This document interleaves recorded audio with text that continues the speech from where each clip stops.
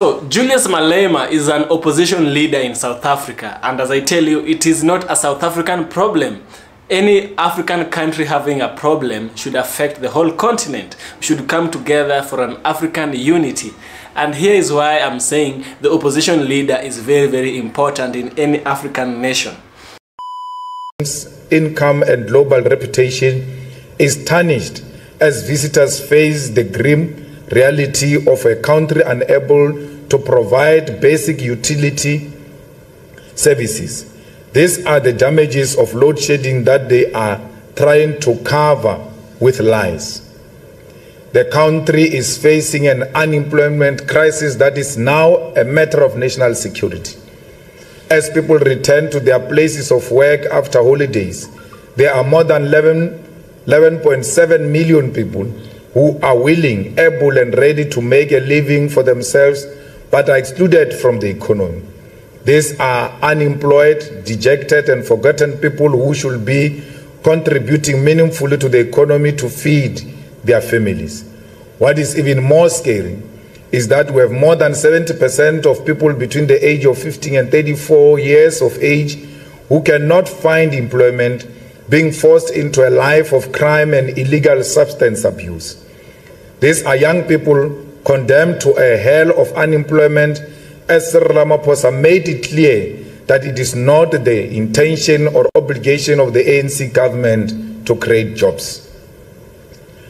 Our people continue to live in spaceless townships and informal settlements in squalor without clean water and flushing toilets.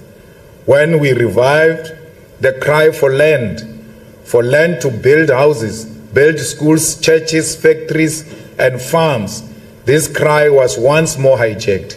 We tabled a motion for Parliament to start a process to amend Section 25 of the Constitution to allow for expropriation of land without compensation into the custody of the state. That process was hijacked. Despite hundreds of submissions that made a concrete call for expropriation of all land without compensation, whites continue to own 72% of total farms and agricultural land, while black Africans only own 4% of the land. This is the reason why they don't want to amend the Constitution. The South African Police Services has completely collapsed, leaving our people on their own. There is nothing between them and criminals. In the last calendar year, more than 27,494 people were murdered. This figure increased by more than 2,000 murders compared to the previous year. Already in the first and the second quarter of the current year, more than 13,000 people have already been murdered. These numbers are higher than those in some declared civil war zones. The number of sexual offenses, number of attempted murder, the number of assaults, common assaults, robbery, and contact crimes have gone up in the last quarter. In the last quarterly report, which covers the period of July and September 2023, there were 6,945 murders. There were 3,733 kidnappings and 10,516 cases of rape were reported. This is all in 3 months. Women and girl children are continuously found raped and killed in a brutal manner in our communities, while nothing is being done to ensure perpetrators suffer harshly for their crimes. Criminals are now even robbing police stations, and the police are working with drug dealers and politicians. Our roads are in a complete state of disaster. Potholes cost millions of rands due to damages. Hundreds of our people are dying on these roads. They are avoidable death. Hospitals are dilapidated, and many of them are in a state of complete disaster. Municipal buildings are an embarrassment. It is as if there are no adults who work there. There is just a general decay and dilapidation of social and economic infrastructure everywhere you go. Water infrastructure is dilapidated. We lose billions of water in leaks while our people do not have clean, dependable and drinkable water and must share water with animals. There is no practical and believable plan to address the water crisis in South Africa. While the infrastructure continues to collapse, the National Treasury continues to propose and implement budget cuts with every opportunity. Many of our communities are still without water, despite numerical and superficial statistics presented on the access to water. South Africa faces a huge crisis of water provision and access. Water is important for human life, and water is important for everything we do on a daily basis. We therefore take this opportunity as economic freedom fighters to resonate the voices of waterless communities, districts, municipalities, townships, informal settlements, and villages. We do so because everywhere we go, our people are complaining about access to water, and they correctly say that their voices are not heard and resonated in Parliament, despite the fact that this institution is supposed to express the interest of our people. We are here to resonate the cries of the people of Umhlaboya Lingana, of Jozini, Mutubatuba, and Big Five Tlabisa in Mkanyakude do not have water despite the huge Jozini Dam, which both the ANC and IFP governments are failing to reticulate water from. We know that all the 61 wards of Mzinyati districts, Umsinga, Ngutu, Ndumeni, and Umvoti have a huge crisis of water, and there is no solution if those who are government in those municipalities remain in power. Much of the problems we are confronted with is because of the incapable state that has completely collapsed, especially at local government. The majority of municipalities have collapsed and cannot do even the most basic things.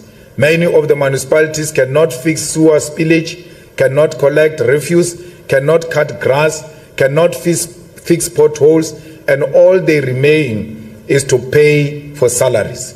We have young, recently graduated doctors and teachers who were funded by the very same state, but today they are told that there are no teaching jobs and there is no money to pay for doctors when there are hospitals and clinics who do not have doctors today. Our nation is in a crisis and must be rescued as a matter of urgency. As they await their results, the EFF wish all matriculants well following the 2023 examination cycle. We call on all communities to celebrate those who have done well and encourage those who may not perform at desired level to improve their results and never stop pursuing education.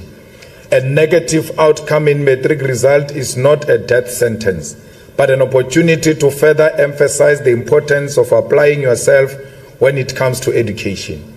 We call on all matriculants to pursue post-matric qualification at universities of technology and TVET colleges in order to better themselves and equip themselves to make a contribution in South Africa's future.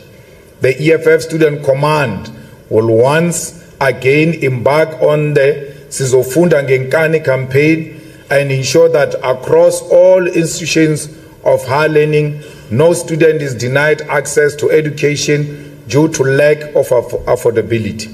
We take this opportunity to send our condolences to the President of the EFF Student Command, Commissar Sitlelonzi, who was befallen by a tragedy this festive season that has seen 4 members of his family die after a car accident, and 1 still in hospital in a critical condition. This tragedy that has befallen our young leader, of our organization, who has committed himself to the struggle of the youth, requires all of us to rally behind him. And we encourage all leaders, particularly those in the Western Cape, to show him our support.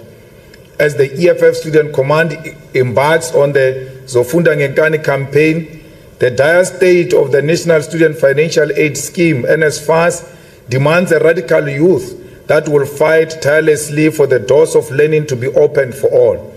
As things stand, NSFAS is crippled by a 13 billion budget cut by Treasury, confirming once again that the ANC government sees no value in education. Further to this, the EFF is affirmed in our long-held view that at the center of the collapse of higher education sector is Blade Nzimande, who has now been exposed through leaked voice recordings for having secret meetings with service providers who have allegedly donated more than 1 million to the SACP during his tenure as the General Secretary. Nzimande has been anti-students ever since he was placed in that department for factional reasons and has established it as his personal wallet, which he uses to practice patronage and enrich himself and his friends. Blade Nzimande must resign, and he must resign now. We as the EFF want to assure the people of South Africa that we are here to rescue South Africa from high levels of incompetency, directionlessness, and incapability of the sitting government. The 30 years of the ANC's rule has proven beyond any doubt that the former liberation has no ideological, political, moral, and technical capacity to rescue South Africa from perpetual decline and decay.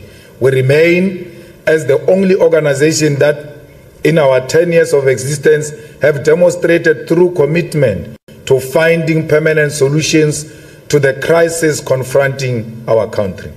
As a result, we call on Cyril Ramaphosa to immediately announce the election date for the 2024 national and provincial elections, as there is no logical or reasonable excuse to prolong this announcement any longer. Ramaphosa must accept that his term that has been defined by failure has come to an end and give the nation a firm election date so it can prepare itself for a future that does not include him.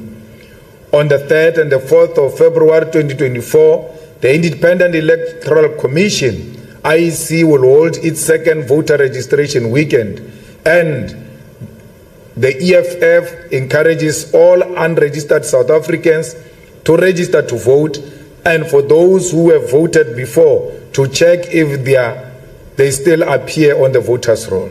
The 2024 elections represent a massive opportunity for change and the upliftment of the lives of South Africans, and to not be registered to vote is tantamount to a betrayal of one's duty as a citizen.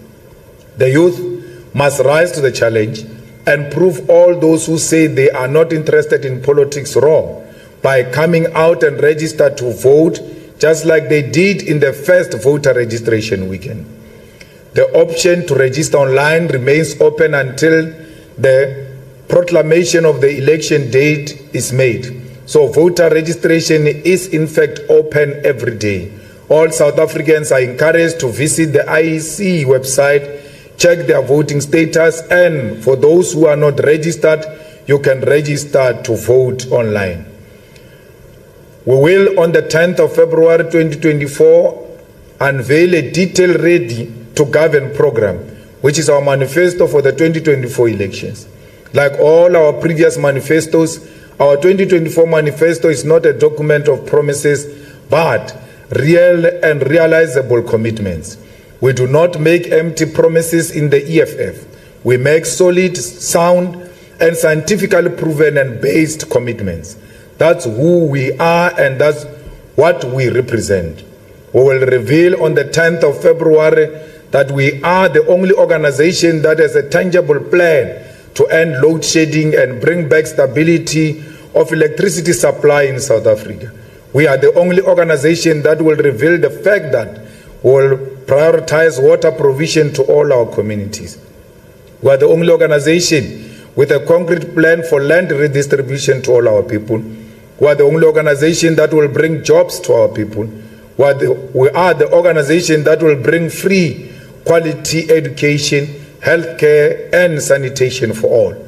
We therefore take this opportunity to invite all the people of KwaZulu-Natal to come and attend the launch of our manifesto, the People's Manifesto, on the 10th of February 2024, here at the Moses Mabhida Stadium. All wards in the province of KwaZulu-Natal and all the voting districts here in eThekwini will be provided with safe and reliable transport to attend the rally. We can confirm today that we already have received more numbers that have confirmed that they will indeed attend the rally on the 10th of February. EFF programs, as demonstrated in the 2023 10th anniversary program and activities, are always solid and sound programs, and everyone who attend will have attended a solid and historical political education event. I thank you. Now, for the South Africans, I think the moment of truth has come. On the mid of May 2024, South Africa, they are going to have election, and we only pray that the election goes well and there is peace in everything that that will be entailed in this event. So I want us to talk about Julius Malema of South Africa. Julius Malema is a very controversial figure in the history of black people, in the history of the world politics also. The other day he was just having wrangles with the ex-CEO Elon Musk. The other day also he was having issues with the president of Kenya, William Samoei Ruto. Today EFF leader, who is Julius Malema, is facing his greatest opponent. He is facing the ANC, the African National Congress. This is the very party that was led by Nelson Mandela. This is the very party that brought South Africa to black true freedom in 1994. It was led by Nelson Mandela, the former president of South Africa, the first black president of South Africa. But it seems that Julius Malema always have issues with with the presidents who are before him. I don't know why, but there's something we have to look at first for us to make a deduction on this. Julius Malema always have issues with the presidents. I don't think he had issues with Frederick de Klerk. He always has issues with Nelson Mandela. He has issues with Cyril Ramaphosa. He has issues with Jacob Zuma. And now, if the EFF leader Julius Malema is to become the president of South Africa, will he bring the change that he always says his previous opponents, his previous presidents didn't bring? Will he bring that change he really advocates? So now it's time we African people, we ask ourselves, will Julius Malema bring the change he advocates? Will he bring the change that he always this and that? So here is something you have to consider. In any democratic system, such as the one we have in South Africa, the role of the opposition leader is crucial for maintaining a healthy political environment. I'll be exploring the significance of having the opposition leader like Julius Malema in presenting alternative perspective, ensuring checks and balances, fostering accountability, and contributing to the overall robustness of a democratic society such as the one we have in South Africa. I believe Julius Malema always tried to foster accountability among the presidents, and he also tries to contribute to the overall robustness. So he is always very, very robust, he's loud, he's extravagant. Julius Malema is tough, you know. And for an opposition leader, we need a character like Julius Malema. Not that I agree with everything he says, but in the same tree that produces bad apples, we really have nice, sweet apples. Now let's focus on the flesh. Let's leave the seeds behind, okay? One of the things Africans should consider is this: representation of diverse views. You see, one of the primary roles of an opposition leader like Julius Malema is to represent the diverse views and opinions within the South African society or within any African society. In a democracy, differing perspectives are essential for comprehensive decision making, and the opposition leader serves as a voice for those who may not align with the ruling party. You know, for South Africa, the ruling party is ANC, and Julius Malema tends to have a huge fight with the ANC leaders or any member of the ANC. So this representation ensures that a broader range of interests is considered in the policy making processes.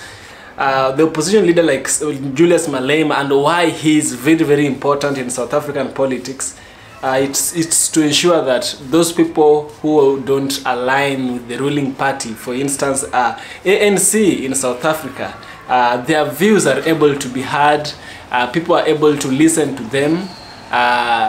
Like the president can't just ignore them because they are from a different party, and Julius Malema is just the right candidate for this. As I told you before, I don't agree with everything that Julius Malema does, but in the same tree you find bad apples, in the same tree you'll find sweet, fresh apples, and I believe these are the fresh apples.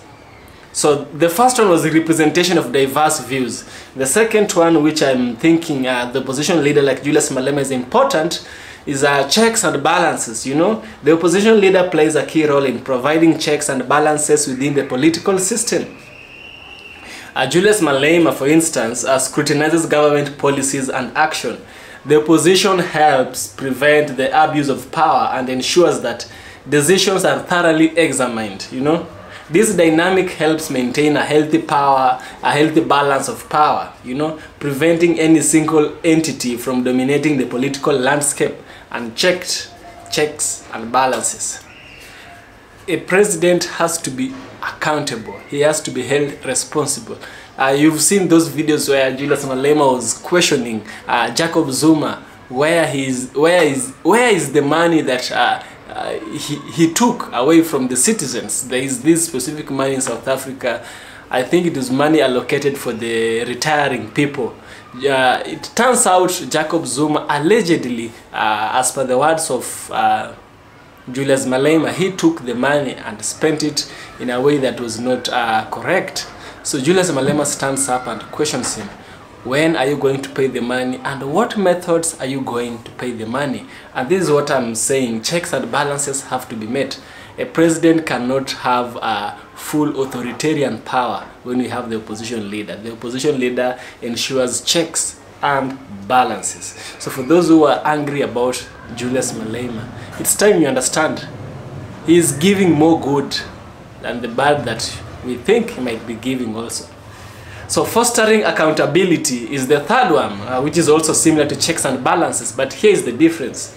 Accountability is a cornerstone of a functioning democracy, and the opposition leader contributes significantly to this aspect by holding the ruling party accountable for its actions, decisions, and promises. The opposition ensures transparency and encourages responsible governance. This accountability is essential for building and maintaining public trust in the democratic processes, you know. And then the fourth one, we have contributing to policy discourse. There's no way the ANC can just sit in the parliament and just read things that favor them. No, someone has to come in and somebody has to contribute to the laws that are going to govern the African nation. For in this case, it is South Africa. So the opposition leader contributes to policy discourse, you know. Effective opposition leaders such as Julius Malema actively contribute to a meaningful policy discourse. Their role, or his role, is not merely to criticize but also to propose alternative solutions, fostering a constructive dialogue that benefits the nation. This engagement elevates the quality of decision making and helps address the complex challenges faced by the country, you know. The problem with other African leaders is they don't accept opposition leaders. The other day you heard that the opposition leader is in Rwanda, was found dead. That girl was found dead in her house.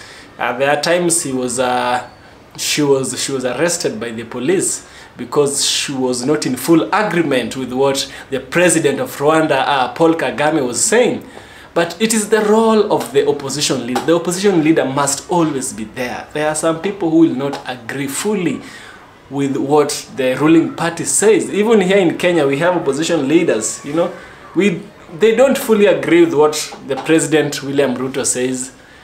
Because Raila Odinga is there, he is the voice of the unheard, he is the voice of the weak. That is a case in Kenya. In Rwanda, the opposition leader was found dead under mysterious circumstances, which leaves behind a lot of questions. In Uganda, we had the young man, the youth man. We had Bobi Wine. Bobi Wine was trying to voice the voice of the unheard, or the voice of the voiceless. But what happened? He was harassed by the police. He was condemned by the police.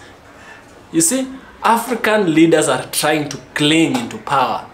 And anytime an opposition leader arises, it's a very huge problem. You know, they have found this, they have found that, you know.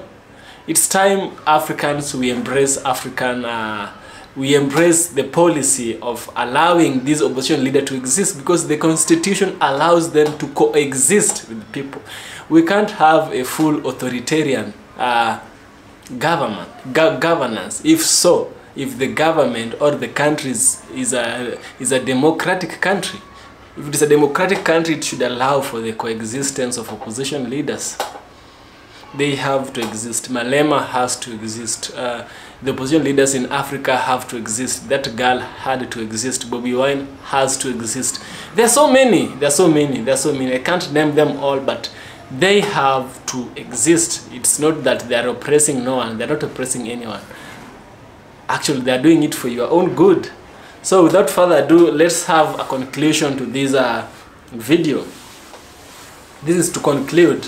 The opposition leader Julius Malema and other African opposition leaders plays a pivotal role in a country's democratic framework by representing diverse views, providing checks and balances, fostering accountability, and contributing to the formulation of sound policies. You know, their presence ensures a robust political environment that reflects the true spirit of democracy. A system that thrives on dialogue, diversity, and the collective pursuit of the common good.